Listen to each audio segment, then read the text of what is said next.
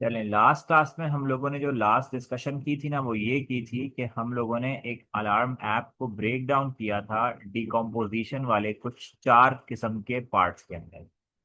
और मैंने आपको एक होमवर्क भी साथ में दिया था और कहा था कि बेटा कोई भी ऐप जो आपके फ़ोन में एग्जिस्ट करती है उसको इन 4 चीज़ों में ब्रेक डाउन करके लाना। अगर नहीं भी किया तो भाई मैं आज दोबारा से अपडेट कर दूंगा होमवर्क ग्रुप के ऊपर, और वहां से देख के फिर दोबारा से इसको कर लेना टाइमली, ताकि तुम लोगों का ये वाला मामला जो है वो सही होता है। जैसे इन्होंने एक्टिविटी 7.1 भी दी हुई है ना, using one of the computer systems. यहाँ पे कंप्यूटर सिस्टम्स का मतलब वो है कोई भी सॉफ्टवेयर या कोई भी ऐप, ये मतलब है इनका। Decompose it into its component parts of input. Again वही वाला होमवर्क है जो अभी आपको दिया था, तो ये दोबारा से नोट डाउन कर लेना कि एक्टिविटी 7.1 जो है वो आपको करनी है। ओके, अब आते हैं हम लोग बेटा अपने ना डिजाइन फैक्टर पे। सबसे पहले तो हम जल्दी से देखते हैं कि डिजाइन फैक्टर के अंदर हम लोगों ने क्या चीजें थी जो डिस्कस की थी। तो डिजाइन फैक्टर में 3 चीजें थी, स्ट्रक्चर चार्ट था, फ्लो चार्ट था और सूडो कोड था। तो अब हम उसमें से पहले वाले टॉपिक पे आ रहे हैं जिसका नाम है स्ट्रक्चर चार्ट। ओके, अब आ जाओ भाई, स्ट्रक्चर चार्ट क्या होता है, पहले फॉर्मली इसकी डेफिनेशन को देख लेते हैं। कह रहे हैं कि स्ट्रक्चर डायग्राम या स्ट्रक्चर चार्ट जो है can be use to show top down design in a diagrammatic way form. सही है। यानी अगर डायग्राम के तौर पे अगर आपने ये दिखाना है कि मेरा जो सिस्टम है, यानी मेरा जो सॉफ्टवेयर है या मेरी जो ऐप है, वो कैसे फर्दर डिविजन्स में ब्रेक डाउन की जा रही है, तो वो आप कर सकते हो स्ट्रक्चर चार्ट या स्ट्रक्चर डायग्राम के थ्रू। एग्जामिनर कभी स्ट्रक्चर चार्ट बोलेगा, कभी स्ट्रक्चर डायग्राम बोलेगा, दोनों की बात सेम है। ठीक है। अब जैसे मिसाल के तौर पे ये जो इन्होंने डिजाइन बनाया हुआ है ना, ये सिस्टम को समझ लो कि सिस्टम असल में कंप्यूटर को नहीं कहा जा रहा। यहाँ पे सिस्टम जो है वो किसी भी सॉफ्टवेयर को कहा जा रहा है। तो जब आप प्रेजेंट करते हो ना, बेसिकली देखो होता क्या है कि जब आप एक सॉफ्टवेयर हाउस के अंदर हो या किसी फर्म के अंदर हो जहाँ पे सॉफ्टवेयर बनाए जाते हैं, तो आप अगर अपनी टीम को लीड कर रहे हैं या आप एक मीटिंग का पार्ट हैं कि जिसके अंदर प्रेजेंट किया जा रहा है कि हमें क्या प्रोजेक्ट पे काम करना है, तो याद रखो कि हमेशा टॉप डाउन डिजाइन शो किया जाता है कि ये है बेसिक प्रोजेक्ट जो क्लाइंट ने हमें दिया। अब हमने इसको फर्दर ब्रेक डाउन किया और ये ब्रेक डाउन हम विजुलाइज करेंगे स्ट्रक्चर चार्ट या स्ट्रक्चर डायग्राम के थ्रू। और ये भी याद रखो कि ये जो स्ट्रक्चर डायग्राम है ना, ये असल में विजुअलाइजेशन है आपके डिकम्पोजिशन की। क्योंकि डिकम्पोजिशन में हम लोग क्या कर रहे थे, इनपुट्स प्रोसेसेस आउटपुट स्टोरेज, इसके अंदर भी वही तरह से इसको ब्रेक डाउन करना होगा। But the only difference will be कि ये एक विजुअल फॉर्म में होगा, या इसको आप डायग्रामेटिक फॉर्म में कह सकते हैं।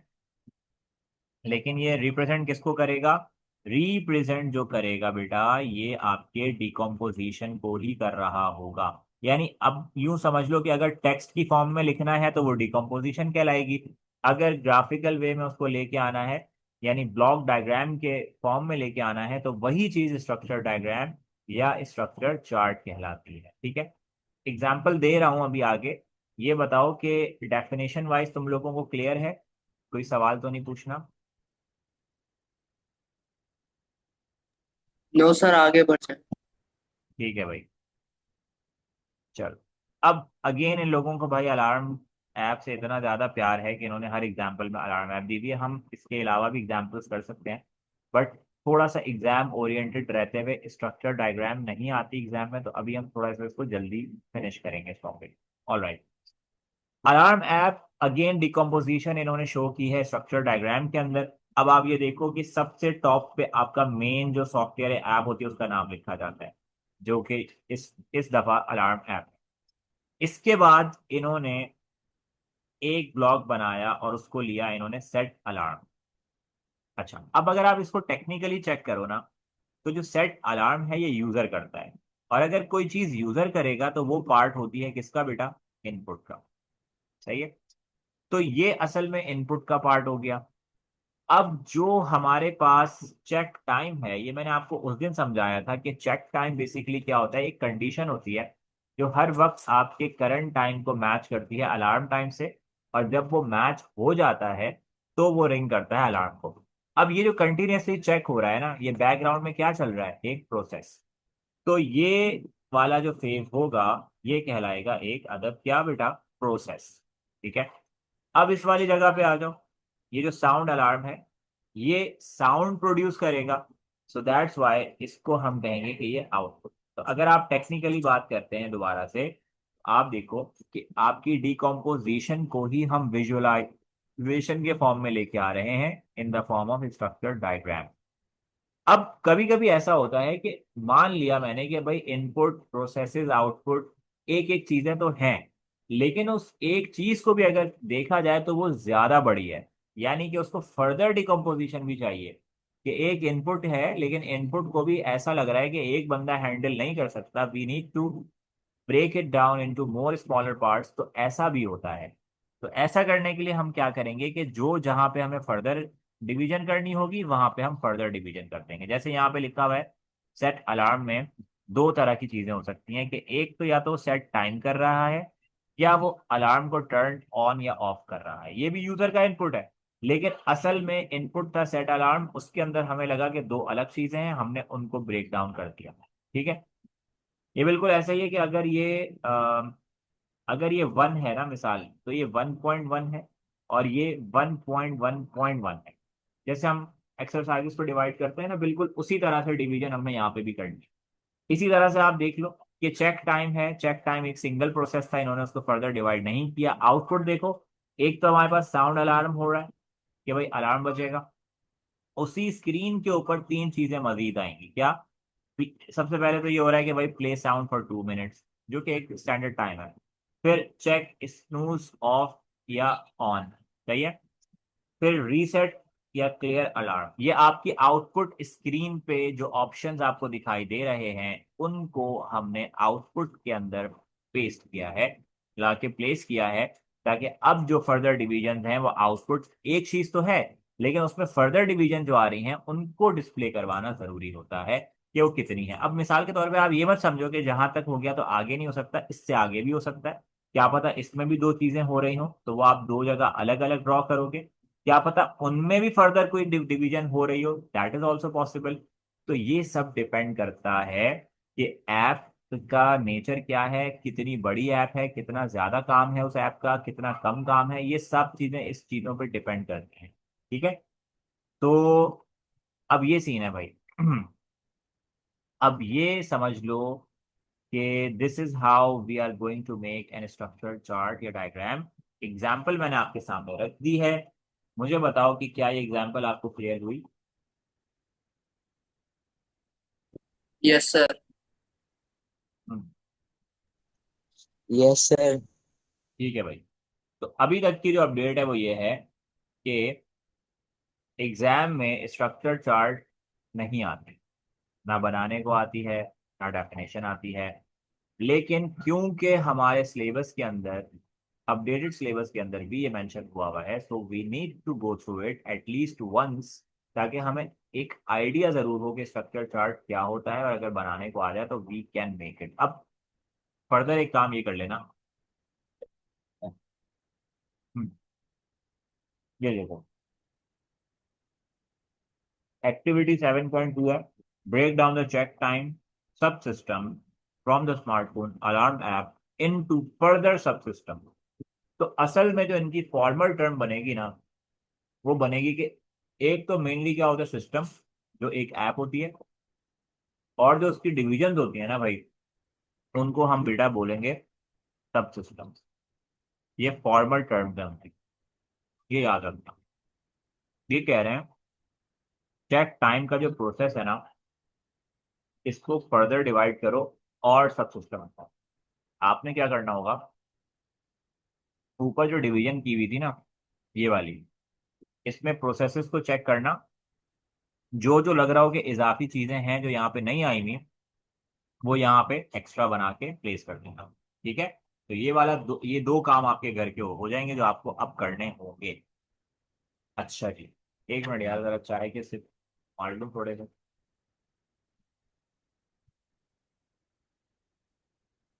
तो देखो, स्ट्रक्चर चार्ट का टॉपिक यहीं तक था, और ये याद रखना, स्ट्रक्चर चार्ट जो होता है या स्ट्रक्चर डायग्राम जो होती है, ये आपके कोड को रिप्रेजेंट नहीं करती किसी सूरत भी, कोड को रिप्रेजेंट नहीं कर सकती है।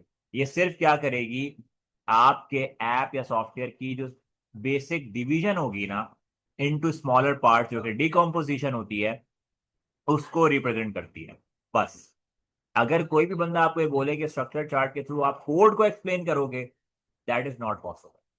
आप सिर्फ विजुलाइज करवाओगे कि एक सिस्टम जो है, एक सॉफ्टवेयर जो है, वो अपने कैसे पार्ट्स में डिवाइड हुआ है, दैट्स इट टोटली। ये बात जहन में रखना, क्योंकि फ्लो चार्ट में फिर बच्चा कंफ्यूज हो जाता है। अब आते हैं फ्लो चार्ट। भाई फ्लो चार्ट ना हम लोग बचपन से पढ़ते हुए आ रहे हैं। मेरा ख्याल है कि ग्रेड 6 में, 5 में भी इवन के शायद तुम लोगों ने फ्लो चार्ट देखा होगा, पढ़ा होगा कभी ना कभी कि क्या होता है। अच्छा हाँ, एक चीज और याद रखो, ये जो स्ट्रक्चर चार्ट है ना, ये आपके एल्गोरिदम को प्रेजेंट करने का डिजाइन फैक्टर में पहला तरीका था। अब एल्गोरिदम को रिप्रेजेंट करने का डिजाइन फैक्टर में दूसरा तरीका जो हमारे पास आएगा, that is the flow chart. Okay, अब फ्लो चार्ट की फॉर्मल डेफिनेशन पढ़ लेते हैं। कह रहे हैं a flow chart shows diagrammatically the steps required to complete a task and the order that they are to be performed. These steps together with the order are called an algorithm. ये छोड़ दो। देखो, flow chart basically क्या है, आपके programme का flow graphically show करना, किसी भी प्रोग्राम की कोडिंग को ग्राफिकली शो करना, ये कहलाता है फ्लो चार्ट। प्रोग्राम के फ्लो से मेरा मकसद ये है कि भाई अब प्रोग्राम जब स्टार्ट हुआ तो पहले क्या होगा, फिर क्या होगा, फिर क्या होगा, फिर क्या होगा, जो स्टेप्स होंगे उस प्रोग्राम को एग्जीक्यूशन के अंदर, वो सारे स्टेप्स को अगर कोई ग्राफिकल वे में डिफाइन कर रहा है तो that is called the flow chart. अच्छा भाई, अब आते हैं कि फ्लो चार्ट के अंदर होता सीन क्या है। भाई फ्लो चार्ट के अंदर हमारे पास होते हैं भाई कुछ सिंबल्स, और उन सिंबल्स के थ्रू हम अपने कोड को एक्सप्लेन करते हैं। देखो भाई, सबसे पहला सिंबल जो हम यूज करेंगे ना, अब इस तरह का तो आप बना नहीं पाओगे, अगर बनाने को तो खैर आएगा भी नहीं, लेकिन ये कि आप ओवल यूज कर सकते हैं। और ये जो सिंबल है ये दो काम करता है, ये स्टार्ट भी करता है, ये स्टॉप भी करता है, और इसको हम, सॉरी स्टोर हो गया, ये स्टॉप भी करता है। और इस सिंबल को हम कहते हैं टर्मिनेटर सिंबल। टर्मिनेटर सिंबल, वैसे तो नाम टर्मिनेटर है इसका, बट ये स्टार्ट भी करेगा, स्टॉप भी करेगा। उसके बाद आ जाओ, मोस्ट इंपॉर्टेंट हमारे पास प्रोसेस सिंबल होता है, जो कि एक रेक्टेंगल से बनाया जाता है। सही है भाई। अब आ जाओ, ये वाला सिंबल वैसे बहुत ही कम यूज होगा, ये सब रूटीन का सिंबल कहलाता है। सब रूटीन का मतलब है कि ये कहीं और डिफाइन हुआ बस है कुछ और यूज हम कहीं और कर रहे हैं, कॉल कर रहे हैं उसको बेसिकली। अभी ये, अभी इसमें पढ़ने की जरूरत नहीं है, जब ये आएगा एज अ टॉपिक तो मैं आपको समझा दूंगा। अभी के लिए याद रखो कि रेक्टेंगल जो है ना, वो प्रोसेस के लिए यूज किया जाता है, और प्रोसेस में हर तरह की कोई भी कैलकुलेशन हो सकती है।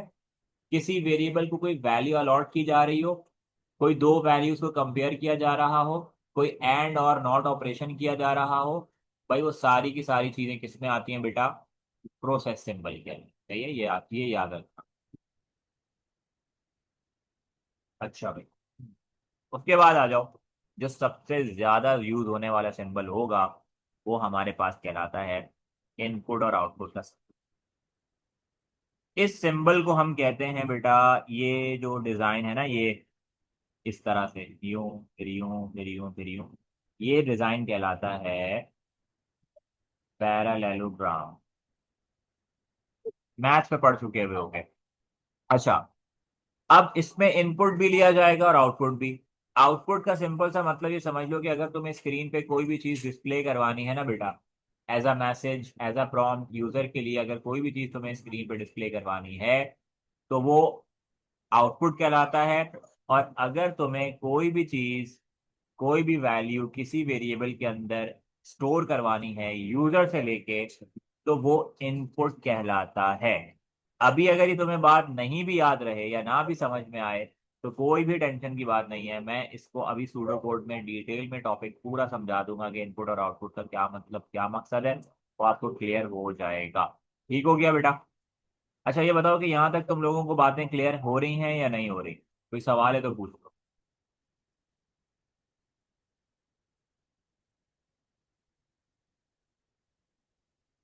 हाँ भाई। नहीं सर। क्या हुआ, क्या क्लियर नहीं हो रहा? नहीं, मैं बोल रहा हूँ सही है, क्लियर है। अच्छा क्लियर नहीं, ठीक है। तो ये इनपुट और आउटपुट का बेसिक काम है कि किसी वेरिएबल के अंदर कोई वैल्यू को इनपुट करवाना है यूजर के थ्रू, या कोई मैसेज को डिस्प्ले करवाना हो तो वो आउटपुट का काम है, वो भी करता है, ये भी करता है। अब आते हैं डिसीजन सिंबल के ऊपर। डिसीजन सिंबल जो है वो एक डायमंड शेप में हो सकता है, मतलब डायमंड तो इसको ना कहो लेकिन चलो डायमंड की तरह कर दो। तो डायमंड सिंबल जो है ना, ये डिसीजन सिंबल कहलाता है। डिसीजन का मतलब ये होता है कि जहां पे आप कंप्यूटर को लिबर्टी दे रहे हो डिसाइड करने की कि उसने किस फ्लो में जाना है। मतलब देखो होगा ये कि there will be a condition, और उस कंडीशन के ना दो पार्ट्स होंगे, कि या तो वो कंडीशन ट्रू हो रही होगी या वो कंडीशन फॉल्स हो रही होगी। मिसाल के तौर पे अगर मैं एक कंडीशन बनाऊं कि क्या एक्स की जो वैल्यू है वो ग्रेटर देन 5 है या नहीं, अब ये जो कंडीशन है ना, ये या तो ट्रू हो सकती है या फॉल्स हो सकती है, तीसरी कोई प्रोबेबिलिटी इस कंडीशन की नहीं होगी। सही है? तो अब अगर ये कंप्यूटर डिसाइड करेगा कि जो वैल्यू एक्स की है अगर वो ग्रेटर देन 5 है, तो भाई मैंने ये काम करना होगा। अगर वो लेस देन 5 है तो मैंने वो काम करना होगा। तो जहां पे लिबर्टी कंप्यूटर को दी जाती है डिसाइड करने की, उस जगह पे डिसीजन सिंबल को यूज किया जाता है। ठीक हो गया? आगे चलते हैं। उसके बाद हमारे पास सिर्फ कुछ भी नहीं है, फ्लो लाइंस हैं। फ्लो लाइंस ये बताती हैं कि फ्लो कहाँ जा रहा है। जैसे ऊपर इन्होंने, एक मिनट पहले आगे देख लूं क्या बता रहे हैं। हाँ, जैसे ऊपर इन्होंने ना ये दिया हुआ है ना प्रोग्राम, ये जो फ्लो लाइंस है ना बेसिकली ये बताती हैं फ्लो लाइंस के ये कहाँ पे फ्लो जा रहा है, यहाँ जा रहा है, वहां जा रहा है, यहाँ जा रहा है, कहाँ जा रहा है। अब एक बेसिक सा प्रोग्राम देखो पहले फ्लो चार्ट के अंदर। बेसिक सा प्रोग्राम ये है कि भाई checking for the alarm time, ये जो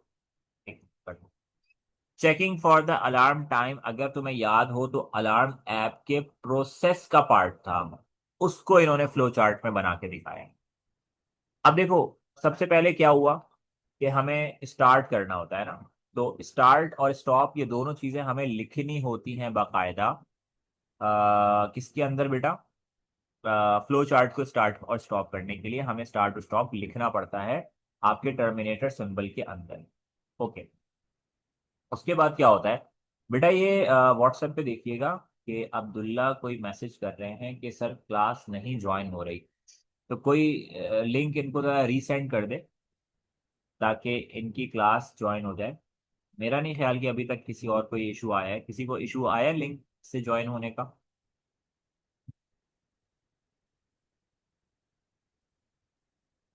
चलो अब आप देखो, इन्होंने प्रोग्राम बनाया प्रोसेस को डिफाइन करने का, और वो भी फ्लो चार्ट की फॉर्म में। अब देखो सबसे पहले हुआ ये स्टार्ट। अब इसने सबसे पहले क्या किया, गेट टाइम। अभी ना तुम इसको प्रोसेस सिंबल ही समझना, ठीक है? प्रोसेस सिंबल रेक्टेंगल जो हमने बात की थी ना वही है ये, ठीक है? इन्होंने कहा गेट टाइम। ओके। अब इसने टाइम गेट कर लिया। अब इसने, जो मैंने अभी डिसीजन के अंदर बात की थी ना कि कोई कंडीशन होती है उस पे हम डिसाइड करवाते हैं कंप्यूटर से, जब इसने टाइम ले लिया, अच्छा गेट टाइम इसने लिया, ये एक प्रोसेस था।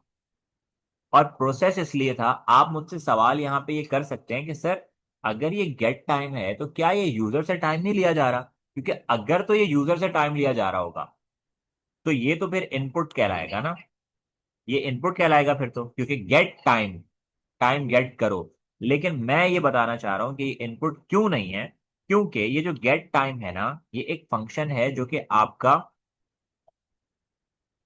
रियल टाइम गेट कर रहा है। और वो कहाँ पे होता है? वो आपकी सिस्टम क्लॉक में होता है, जो आपके लैपटॉप के राइट कॉर्नर पे, मतलब राइट मोस्ट बॉटम कॉर्नर पे जो शो हो रहा होता है ना, रियल टाइम जो इस वक्त हो रहा है, ये वो टाइम गेट करने की बात कर रहा है। तो that's why it is called as a process, not an input function. सही है? तो अब क्या हुआ सीन कि भाई पहला प्रोसेस हुआ गेट टाइम, उसने टाइम दिया, उसने टाइम के ऊपर अब कंडीशन बनाई और चेक की कि क्या जो टाइम की वैल्यू है वो इक्वल हो गई है जो अलार्म टाइम यूजर ने सेट किया था। अब देखो इस प्रोग्राम के अंदर ना पूरी चीजें इसलिए डिफाइन डिफाइन नहीं हो रही फ्लो चार्ट में, क्योंकि हम सिर्फ और सिर्फ प्रोसेस के सिंबल को डिफाइन कर रहे हैं। हम पूरे अलार्म ऐप को डिफाइन फ्लो चार्ट में नहीं कर रहे, इस वजह से सिर्फ एक पार्ट को डिफाइन कर रहे हैं। तो इसका मतलब है कि अलार्म टाइम पहले से स्टोर हुआ हुआ है। सही है, ये रियल टाइम को चेक कर रहा है कि क्या ये इक्वल है अलार्म टाइम के या नहीं। अब देखो इसमें दो बातें होंगी, एज पर जो अभी मैंने डिस्कस किया था ना कि कंडीशन के दो वेज होते हैं, या तो वो ट्रू होती है या वो फॉल्स होती है। तो अगर टाइम इक्वल हो जाएगा अलार्म टाइम के तो ये आएगा यस के ऊपर कि यस ये इक्वल हो गया। और जब इक्वल हो गया तो क्या करो आप, साउंड अलार्म, साउंड करवाओ अलार्म को। ये भी एक प्रोसेस है साउंड करवाना। और अगर हम साउंड सुन रहे हैं तो फिर हम उसको पैरेललोग्राम में लेके आएंगे, लेकिन असल में ये एक प्रोसेस होगा जिसके थ्रू हम साउंड करवाएंगे। जो वो मोबाइल को बोलेगा ना हमारे कि भाई ये स्टार्ट करो, तो that starting of the sounding alarm is basically known as the process, right. अब देखो इस कंडीशन का दूसरा पार्ट क्या है, नो वाला। कंडीशन का दूसरा पार्ट क्या है, नो वाला। अब जब ये नो में जाएगा ना तो यहाँ पे एक और प्रोसेस शुरू होगा। और वो प्रोसेस क्या होगा कि वेट करो 30 सेकेंड, 30 सेकंड वेट करो। जैसे मैंने कहा था ना कि कुछ प्रोग्रामर 10 सेकंड का गैप देंगे, कुछ 15 सेकंड का देंगे, कुछ 30 सेकंड का भी दे सकते हैं। वेट करो 30 सेकंड और उसके बाद हमारा फ्लो डिफाइन क्या कर रहा है कि दोबारा ऊपर जाओ, टाइम गेट करो, दोबारा कंडीशन को चेक करो। अब ये प्रोसेस रिपीट हो रहा है, ये दोबारा जाएगा ऊपर, टाइम को गेट करेगा, फिर कंडीशन को चेक करेगा कि क्या टाइम इक्वल है अलार्म टाइम के। अगर यस है तो साउंड करो अलार्म को, नहीं है तो अगेन वेट करो। अब ये तीन प्रोसेसेस हैं, get time, wait 30 second, sound alarm. ये तीन प्रोसेसेस चल रहे हैं, एक डिसीजन चल रही है। और इस तरह से इन्होंने अलार्म ऐप को जो है वो डिफाइन किया है। अब मुझे बताओ क्या तुम लोगों को ये वाली एग्जाम्पल समझ में आई है या नहीं। Yes sir. यस। ठीक है भाई, किसी और बच्चे को सर एक दफा वापस रिपीट कर देंगे। बात है क्या रिपीट करना, पूरी एग्जाम्पल, ये वाली एग्जांपल। पूरी। नहीं सर, बिल्कुल साउंड वाले से आप वापस बता देगा।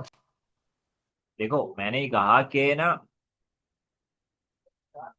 मैंने ये कहा ना कि एक डिसीजन है ना इसके अंदर, डिसीजन ये है, ये वाली जो पार्ट है ना, ये हमारे पास डिसीजन है, ठीक है। अब डिसीजन वो लेगा और वो ये चेक करेगा कि क्या ये कंडीशन ट्रू है या नहीं है। सही है बेटा, एक सर मिनट वीडियो देना नहीं आ मुझे, रही। एक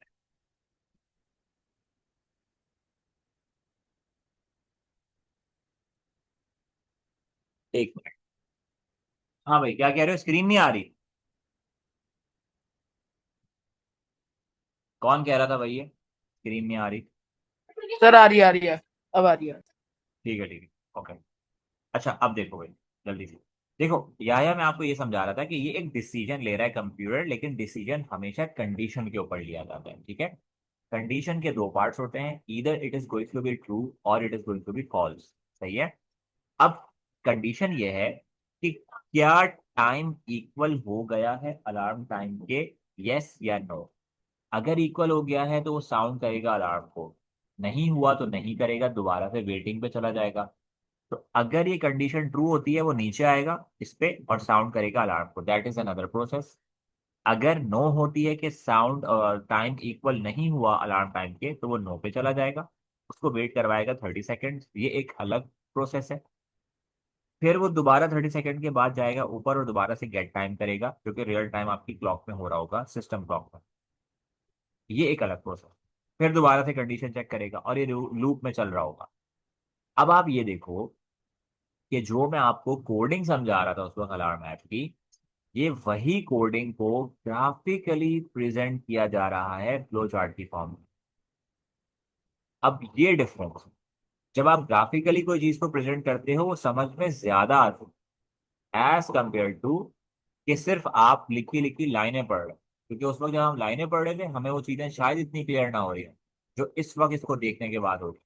तो बेटा याह्या ये बताओ कि क्या ये बात क्लियर है आपको? जी sir, thank you. Okay, no problem. अब आओ अगली एग्जाम्पल पे। ये देखो, ये आज की क्लास का लास्ट टॉपिक होगा। उसके बाद से फिर अब जो अगली क्लास होगी ना भाई, उसमें हम शुरू करेंगे इंशाल्लाह क्या, सूडो कोड। और सूडो कोड शुरू करेंगे, वो वाली क्लास हरगिज मिस नहीं करना। ये पहली क्लास ही बहुत इंपॉर्टेंट होने वाली है वो सूडो कोड। अब आते हैं इसकी एग्जाम्पल, एग्जाम्पल नंबर 4 पे। ये समझा रहा है हमें क्या, कॉन्सर्ट टिकट सेल्स। कह रहा है कि tickets are sold for a concert at $20 each. If 10 tickets are bought, then the discount is 10%. If 20 tickets are bought, then the discount is 20%. No more than 25 tickets can be bought in a single transaction. अब इसने दो तीन बातें कर दी। एक तो इसने बोला कि भाई एक कॉन्सर्ट हो रहा है जिसमें $20 का टिकट है। अगर कोई बंदा 10 टिकट एक साथ खरीदेगा तो उसको हम 10% का डिस्काउंट देंगे, पहली बात। अगर कोई 20 टिकट खरीदेगा एक साथ तो हम उसको 20% का डिस्काउंट देंगे, दूसरी बात। और तीसरी बात ये कि 25 टिकट से ज्यादा कोई भी एक साथ नहीं खरीद सकता। मतलब एक ट्रांजैक्शन के अंदर 25 टिकट से ज्यादा हम एक बंदे को नहीं देंगे। इसका मतलब ये है कि 25 टिकट्स वाले को भी जो मैक्सिमम डिस्काउंट ऑफर होगा वो कितना होगा, 20% ही होगा। 20 से लेके 25 टिकट्स तक जो खरीदेगा उसको 20% डिस्काउंट मिलेगा। 10 से लेके 19 तक जो टिकट्स लेगा उसको 10% डिस्काउंट मिलेगा। और 0 से लेके 9 तक जो टिकट खरीदेगा उसको कोई डिस्काउंट नहीं मिलेगा। ये है सवाल। अब इसको ब्रेक डाउन कर, हमने कहा कि हमने सबसे पहले सवाल को स्टार्ट किया। उसके बाद मैंने कहा था ना, ये पैरेललोग्राम में आउटपुट का फंक्शन होता है और इनपुट का भी होता है। आउटपुट का फंक्शन कोई भी मैसेज डिस्प्ले करवाने के लिए यूज, तो हमने आउटपुट के फंक्शन में डिस्प्ले करवाया एक मैसेज यूजर के लिए, एक प्रॉम्प्ट। क्या, कि how many tickets would you like to bye.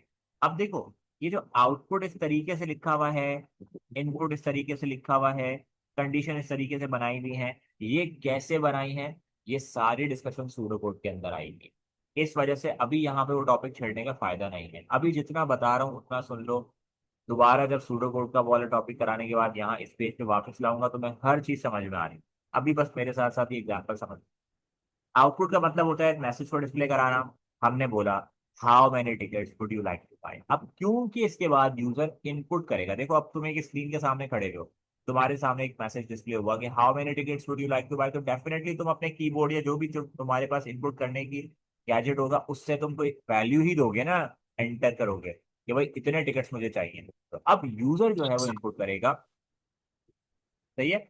User जब वो इनपुट करेगा ना, तो वो हमने एक वेरिएबल लिया हुआ है एन नाम का, उसमें वो वैल्यू को स्टोर करवा दिया।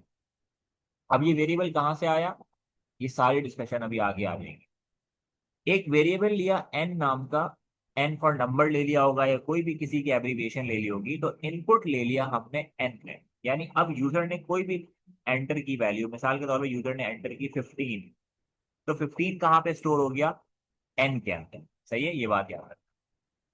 अब जब एक वैल्यू आ गई ना हमारे पास, तो अब हम एक डिसीजन देंगे कंप्यूटर को लेने के लिए। वो क्या होगा कि अगर तो एन की value greater than equals to 1 है। ग्रेटर देन इक्वल्स टू 1 का मतलब है कि या तो 1 है या 1 से बड़ी है। ये जो एंड है ना बेटा, ये एक लॉजिकल ऑपरेटर है वैसे, ये आगे पूरी डिस्कशन आ रही है। ये एक लॉजिकल ऑपरेटर है और ये क्या करता है कि अगर ये किसी कंडीशन के बीच में लिखा हुआ हो ना, तो ये कहता है कि ये वाली चीज भी और ये वाली चीज भी अगर दोनों ही ट्रू होंगे तो मैं पूरी कंडीशन को ट्रू करूंगा, और अगर इन दोनों में से कोई एक बात भी गलत हो गई तो पूरी कंडीशन को फॉल्स कर दूंगा। क्या मतलब हुआ, मतलब ये हुआ कि अगर यहाँ पे दो चीजें लिखी हुई हैं, क्या, कि n greater than equals to 1 हो या लेस देन 26, तो अगर तो एन की वैल्यू 1 या 1 से बड़ी है लेकिन लेस देन 26 नहीं है, ठीक है, तो भी ये कंडीशन फॉल्स हो जाएगी। और अगर n की वैल्यू लेस देन 26 है लेकिन 1 से छोटी है, यानी कोई नेगेटिव वैल्यू है, तो भी ये कंडीशन फॉल्स हो जाएगी। इसका मतलब ये हुआ कि n की वैल्यू ग्रेटर देन या इक्वल्स टू 1 भी होनी चाहिए, यानी कम से कम 1 या 1 से बड़ी, और लेस देन 26 भी होनी चाहिए, यानी कि हद से हद 25। अगर ये दोनों बातें ट्रू होंगी, क्योंकि ऊपर टिकट 25 ही सेल हो सकते हैं मैक्सिमम, वो वाली कंडीशन बनाई है यहाँ पे।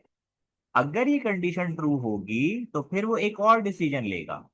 अब डिसीजन क्या है कि हमने किस पर्सन को कितना डिस्काउंट देना है। वो डिसीजन ये है कि अगर तो एन की वैल्यू, क्योंकि एन क्या है, नंबर ऑफ टिकट्स, अगर एन की वैल्यू लेस देन 10 है, तो अगर यस है ये, तो यस का मतलब है कि वो प्रोग्राम का फ्लो कहाँ जाएगा, इस तरफ जाएगा। और अगर ये यस है कि 10 टिकट से कम लिए हैं यूजर ने, तो हम इसको डी इक्वल्स टू 0 करेंगे। अच्छा, डी क्या है भाई, डी फॉर डिस्काउंट, और डिस्काउंट हम करेंगे 0, क्योंकि हमने बात की थी कि 10 टिकट से कम अगर कोई लेता है ना तो उसको कोई डिस्काउंट नहीं मिलेगा। 10 टिकट से लेके 19 टिकट तक उसको 10% डिस्काउंट मिलेगा। 20 टिकट से 25 टिकट तक उसको 20% डिस्काउंट मिलेगा। 25 से ज्यादा कोई एक ट्रांजेक्शन में टिकट नहीं खरीदेगा। ठीक हो गया? ओके। तो ये वाली कंडीशन तुम्हें समझ में आ गई कि अगर n की वैल्यू लेस देन 10 है और ये बात ट्रू होती है, यस होती है, तो ये कहेगा डिस्काउंट इक्वल टू 0। और अगर ये नो है, तो अब ये चेक करेगा कि क्या n की वैल्यू लेस देन 20 है। लेस देन 20 का मतलब है कि ऊपर इसने 10 तक तो चेक कर लिया कि लेस देन 10 है या नहीं, तो इसका मतलब ये हुआ कि या तो ये 10 होगी या ये 10 से लेके 19 तक होगी। अगर ये वाली कंडीशन को ट्रू करता है, तो इसका मतलब है कि अब ये फ्लो कहाँ पे जाएगा, यहाँ पे, और ये d इक्वल्स टू 0.1 कर देगा। अच्छा, ये d इक्वल्स टू 0.1 का क्या गेम है, बेसिकली 10% को, आप फिजिक्स में चीज पढ़ोगे कि जो एक्चुअल ओरिजिनल चीज होती है ना, उसको हम कहते हैं 1, उसको 1 से डिनोट किया जाता है। यानी जो मेन, जैसे मिसाल के तौर पर जो 100% होता है ना कोई चीज, उसको हम 1 से भी डिनोट करते हैं। तो अगर तो एक टिकट की प्राइस 20 है, तो उसके अगेंस्ट में हम मिसाल के तौर पे 1 से रिप्रेजेंट कर रहे हैं 20 को, तो जो 0.1 होगा ना, वो उसका 10% होगा। अभी अगर ये बात नहीं भी समझ में आई ना, अभी छोड़ दो, अभी समझा देता हूँ। ये समझ लो कि 0.1 का यहाँ पे मतलब सिर्फ ये है कि 10%। बस इतना बात, इतनी बात समझ लेना अभी के लिए, ठीक है? तो अगर तो ये वाली रेंज में उसने टिकट्स लिए हैं, तो उसको डिस्काउंट मिलेगा 10%, ठीक है? अगर ये नो है, तो अब मुझे कोई कंडीशन चेक करने की जरूरत नहीं है। क्यों? क्योंकि मैंने ये भी देख लिया कि n की वैल्यू लेस देन 10 है। अगर वो नहीं है, ठीक है, वो मैं देख के आ गया कि यहाँ पे कि अगर तो n की वैल्यू लेस देन 10 नहीं है, तो इसका मतलब है कि फिर मैं लेस देन 20 चेक करूंगा। अगर वो लेस देन 20 भी नहीं है, तो मुझे बताओ फिर n की वैल्यू क्या होगी बेटा? फिर n की वैल्यू लाजमी तौर पे 20 से 25 के दरमियान ही कुछ होगी। अब मुझे कोई कंडीशन उसके लिए अलग से बनाने की जरूरत नहीं है, क्योंकि मैं लेस देन 10 भी चेक कर चुका हूँ, लेस देन 20 भी चेक कर चुका हूँ। तो अब अगर कोई वैल्यू होगी तो वो 20 से 25 तक की ही होगी। और उसके लिए मुझे कंडीशन की जरूरत नहीं है, डायरेक्टली एक प्रोसेस चलाऊंगा और डिस्काउंट को एक वैल्यू अलॉट करूंगा 0.2। अब क्योंकि 0.1 मैंने बताया था कि 10% है, तो 0.2 क्या होगा बेटा? 20% डिस्काउंट, जो कि सबसे हाईएस्ट डिस्काउंट अवेलेबल है इस टिकट को परचेज करने के लिए, राइट? अब जल्दी से आते हैं भाई, 1 मिनट बाकी रह गया है, अभी समझ लो। अगर तो ये मामला हो गया है यहाँ पे, तो अब हम एक फॉर्मूला बनाएंगे कॉस्ट कैलकुलेट करने का, और वो फॉर्मूला ये है कि cost is equals to n की, यानी नंबर ऑफ टिकट्स की वैल्यू को मल्टीप्लाई कर दो 1 - डी। ये कॉस्ट कैलकुलेट करने का फॉर्मूला है। फॉर्मूला है, ठीक है? ये फॉर्मूला भी नहीं भी समझ में आया, कोई टेंशन की बात नहीं है, बस ये याद रखो कि डी इक्वल्स टू डिस्काउंट है, और इससे कॉस्ट कैलकुलेट हो जाएगी। बस ये याद रखो कि इस फॉर्मूले से कॉस्ट कैलकुलेट हो जाएगी। सूडो कोड में भरपूर तरीके से समझा दूंगा इस सारा कुछ आपको। और उसके बाद हमने आउटपुट के अंदर, क्योंकि पैरेललोग्राम हम आउटपुट और इनपुट दोनों के लिए शो करते हैं, हमने आउटपुट का फंक्शन कॉल किया। हमने कहा योर टिकट्स कॉस्ट, आपके टिकट्स कॉस्ट करते हैं कितनी, आगे हमने कॉस्ट की वैल्यू को कॉल करवा दिया, क्योंकि कॉस्ट के अंदर एक सर वैल्यू स्टोर हो गई है यहाँ तक, ठीक है? तो हमने कॉस्ट की वैल्यू को कॉल करवा दिया आगे, बस ये हुआ है। हाँ बोलो, अब क्या कह रहे हो? सर ये जो हाँ रेक्टेंगल बोलो है सर, वो किस लिए यूज होता है? और ये जो डायमंड? बेटा, डायमंड डिसीजन के लिए यूज होता है, रेक्टेंगल प्रोसेस के लिए यूज होता है, पैरेललोग्राम आउटपुट के लिए यूज होता है। अच्छा बच्चों, बात यह है कि देखो अभी क्लास हो गई है खत्म ये वाली। अगर तुम लोगों का इस क्लास से रिलेटेड कोई भी सवाल है तो मुझसे व्हाट्सएप पे पूछ लेना। फर्दर इसी को आगे कंटिन्यू करेंगे अगली क्लास में। जब तक के लिए आप कनेक्टेड रहें, हो सकता है हमारी एक क्लास कल हो जाए, तो मैं आपको ग्रुप पे अपडेट करूंगा, इसी पॉइंट से कंटिन्यू करेंगे। ठीक है।